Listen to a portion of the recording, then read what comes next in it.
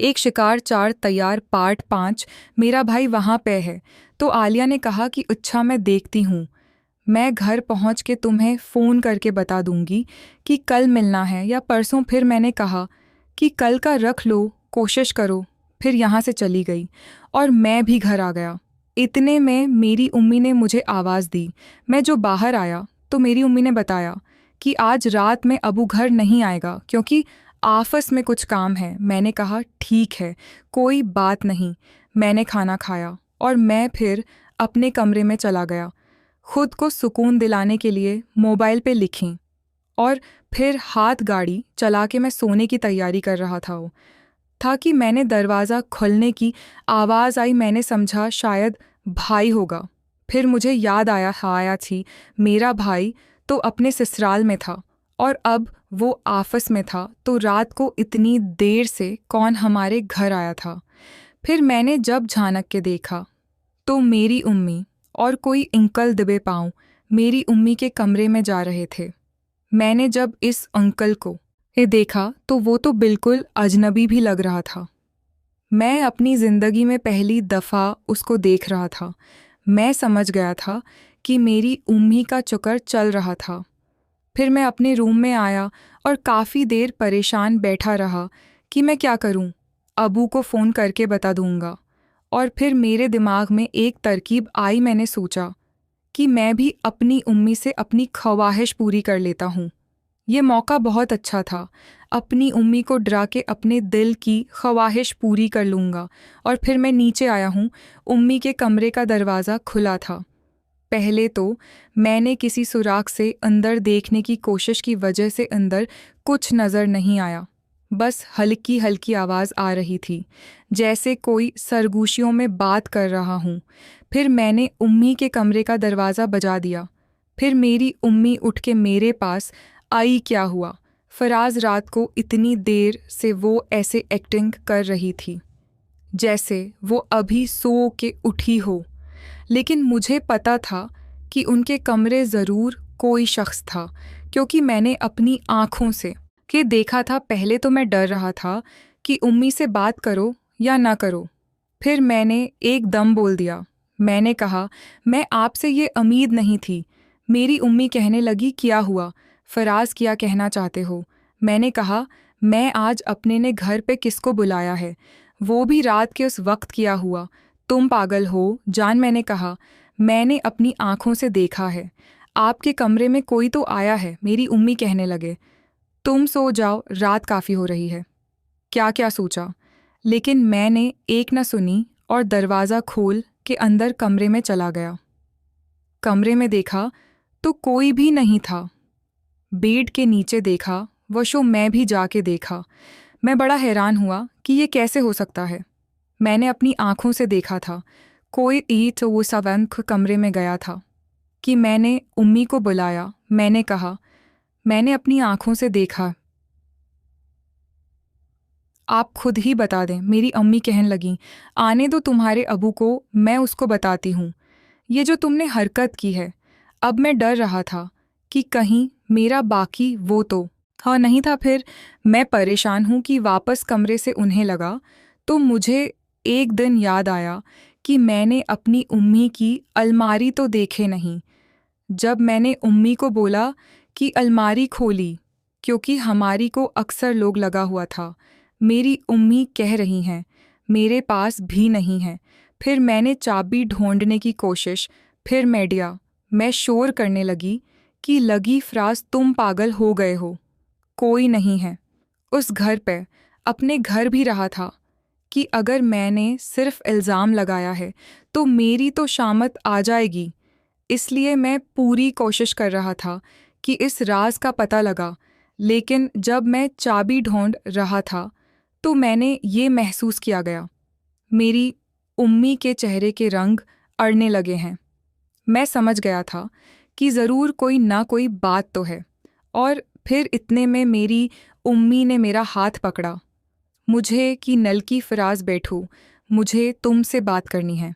फिर मैं बैठा। वो मुझे कहने लगी, मुझसे गलती हो गई है। मैंने कहा, क्या हुआ? मेरी अम्मी कहने लगी, तुमसे ये कह रहे हो। मैंने घर पे किसी को बलात हुआ। वह लिया है, लेकिन मैं वादा करती हूँ आइंदा कभी किसी को नहीं बुलाऊंगी। बस इस दफ़ा मुझे छोड़ दो। मैंने कहा, कौन है पहले वो तो दिखाओ, और कहाँ पे है? फिर मेरी उम्मी ने कहा कि नहीं जानते तो छोड़ दो। तो बस आइंदा मैं ये काम नहीं करूँगी। मुझे देखना है कि कौन है। मैं खुद उससे बात करना चाहता हूँ। मैंने जब बहुत इसरार किया तो मेरी उम्मी ने अलमारी का दरवाज़ा खोल। ये मैंने देखा तो वो बिल्कुल इंजाम सकता था। मैं उसे अपनी ज़िंदगी में पहली दफ़ा देख रहा था। मैंने उससे पूछा कि तुम कौन हो? वो भी काफ़ी डरा हुआ था। मुझसे कहने लगा, बस मुझे माफ़ कर दो, मुझसे गलती हो गई है, आइंदा ऐसा नहीं होगा। मैंने कहा कि आइंदा को छोड़ो, मुझे ये बताओ कि तुम हो कौन, मेरी उम्मी से कैसे मिले? फिर वो बताने लगा, उसकी एक मार्केट में लेडीज़ कपड़ों की शॉप है, मेरी उम्मी वहाँ पे जाती थी तो वो उससे हो गई थी। फिर मैंने उम्मी से पूछा तो मैंने कहा कि हाँ उसकी दुकान है। तो मैंने कहा कि ये नहीं मिल रहे हो या उससे को पहले भी मिलते रहे हो, और कब से हुई है? मेरी उम्मी कह रही है बस उसकी दुकान पर ही मुलाकात होती थी, उसके अलावा हम कहीं नहीं मिले। बस आज पता नहीं मुझे क्या हुआ था, तुम्हारे अबू ने घर नहीं आना था ना, इसलिए मैंने सोचा कि मैं उसको बुला लेती हूँ। तो उन्हें अच्छा एक काम करो, मैं तुम दोनों की वीडियो बनाता हूँ, मैं अबू को दिखाऊंगा। वह शख्स भी मेरी मिन्नतें करने लगा, कहने लगा, छोड़ दो, आइंदा कभी नहीं आऊँगा। कोई गलती नहीं है, मैंने कुछ भी नहीं किया, तुम्हारी माँ के साथ चाहो तो तुम पूछ रहा हूँ। फिर मेरी उम्मी भी कहने रखें, हाँ फराज, उसकी कुछ गलती नहीं है, तुम बात को क्यों बना रहे हो जाए? तो बस फिर मैंने मोबाइल जेब से निकाला और उनकी ज़बरदस्ती वीडियो बना ली। वो काफ़ी मना करते रहे, वो शख्स अपना मना छिपाता रहा, लेकिन मैंने उन दोनों की वीडियो बना है। मैंने उसको कहा कि तुम अपना मुझे मोबाइल नंबर दो, मैं कल तुम्हारे दुकान पे आके तुमसे मिलूँगा। अभी तो मैं तुम्हें छोड़ रहा हूँ, लेकिन उसकी कीमत चुकानी वो पड़ेगी। वो शख्स कहने लगा, मुझे हर तरह की कीमत मंजूर है, क्योंकि वो काफ़ी डरा हुआ था। और फिर मैंने उसका मोबाइल नंबर लिया और फिर उसको जाने दिया कि मैंने अपनी उम्मी को कहा। मैंने कहा, मैं अब आप अबू को आने दे, मेरे पास सबूत हाथ लग गया है कि मेरी उम्मी भी काफ़ी दिन गई कहने लगी, छोड़ दो, इस बात को मान तो नहीं होगी, मुझसे गलती हो गई है, आइंदा कभी नहीं करूँगी। फिर मैंने कहा, मेरी भी एक शर्त है, आपको वो माननी पड़ेगी। मेरी उम्मी ने समझा कि शायद मैं पैसे मांगूंगा। वो मुझसे कहने लगी, हाँ मुझे बताओ, मुझे मंजूर है। मैंने कहा, मैं सूच नहीं, शर्त बहुत बड़ी है और आपने मना भी नहीं करना। मेरी उम्मी कहने लगे, जितनी मेरी फुर्सत है मैं कोशिश करूँगी। जाहिर है मैंने गलती की है तो मुझे सज़ा देनी चाहिए। मैंने कहा, ये तो आपने ठीक कहा कि आपको सज़ा तो देनी चाहिए, और आपकी सज़ा क्या है? जो काम आप उसके साथ करने वाले थे वो मेरे साथ करना होगा। जब मैंने ये बोला तो वो खामोश हो गई कि मैंने कहा, जवाब दें हाँ या ना। मैं अगर आप नहीं करना चाहती तो मुझे भी बता दें। मेरी उम्मी ने काफ़ी देर बाद मुझे जवाब दिया। मुझे कहा कि मुझे कुछ सोचने का वक्त दो। मैंने कहा, नहीं है, मैं सोचने का वक्त नहीं है, आज मौका मिला है, वैसे भी आप घर पे नहीं हैं तो फ़ायदा उठा लेते, लेकिन रखें, मुझे 2 दिन सोचने का वक्त दो। वो काफ़ी डरी हुई थी, इसलिए मैं भी मान गया। आप सोच लें, आपके पास 2 दिन का टाइम है, लेकिन आपने उस शख्स से दोबारा राब्ता नहीं करना, और हाँ, जो भी मैं उससे बात करूँ आपने उस मामले में बात ही नहीं करनी।